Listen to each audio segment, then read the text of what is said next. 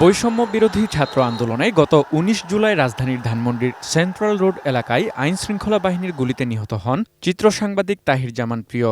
এ ঘটনায় মঙ্গলবার সকাল ১১টায় প্রিয়র পরিবার ও বন্ধুরা মামলা করতে নিউমার্কেট থানায় যান। কিন্তু দিন পেরিয়ে রাত হলেও পুলিশ মামলা না নেয়ায় থানায় অবস্থান নিয়ে বিক্ষোভ করেন তারা। তাদের অভিযোগ, মামলার এজাহারে নিউমার্কেট থানার সাবেক ওসি আমিনুল ইসলাম এবং ডিএমপির নিউমার্কেট জোনের সহকারী পুলিশ কমিশনার রেফাতুল ইসলামের নাম থাকায় পুলিশ মামলা নিতে বিলম্ব করেছে।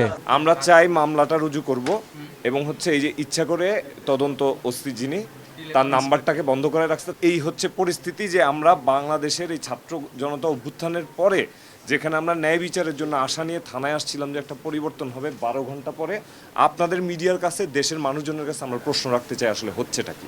রেফাতুল ইসলাম আসলে কোনোভাবেই মামলাটি হতে দিচ্ছিলেন না বলেই তদন্ত ওসি যে ভারপ্রাপ্ত মাহমুদ ভাই তাকে আসলে এখান থেকে আমরা বিশ্বাস করি যে সরিয়ে দেওয়া হয়েছে, কারণ আমরা তাকে দেখেছি আমাদেরকে কোঅপারেট করতে। সকালে হঠাৎ করে দেখেছি যে উনি বেরিয়ে গেলেন। তবে পুলিশের দাবি, থানায় তদন্ত কর্মকর্তা না থাকায় মামলা নিতে দেরি হয়েছে।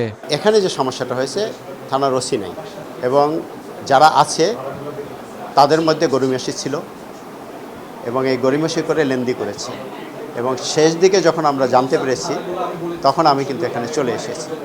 বিক্ষোভের ১৩ ঘন্টা পেরিয়ে গেলে এক পর্যায়ে মামলা নিতে রাজি হয় পুলিশ। পরে রাত ১২টায় মামলাটি নথিভুক্ত করা হয়। রুজুকারী অফিসার আমি আইও সিলেক্ট করেছি আমার স্যারদের অনুমতি সাপেক্ষে। সাব ইন্সপেক্টর রায়হান সিরাজি সে মামলাটা তদন্ত করবে। 100% কপার কন্ডেন্সারে তৈরি ভিশন ফ্রিজ, তাই গুণে মানে অটুট থাকে বছরের পর বছর। মামলার বাদী প্রিয়র মা শামসিয়ারা জামান তার ছেলে হত্যার সুষ্ঠু বিচার দাবি করেন। যেহেতু আমি রংপুর থেকে এসেছি, আমি কিন্তু আমার কিছু বাচ্চাদেরকে সঙ্গে নিয়ে আমি এসেছিলাম।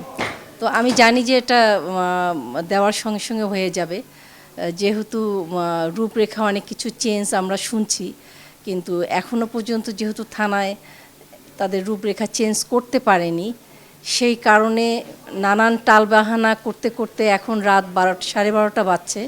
শেষ পর্যন্ত অনেক কিছুর বিনিময়ে আজকে আমি বলবো যে এই মামলা করতে এসে যে হেনস্থার আমরা শিকার হয়েছি সেটার একটা জয় পেলাম।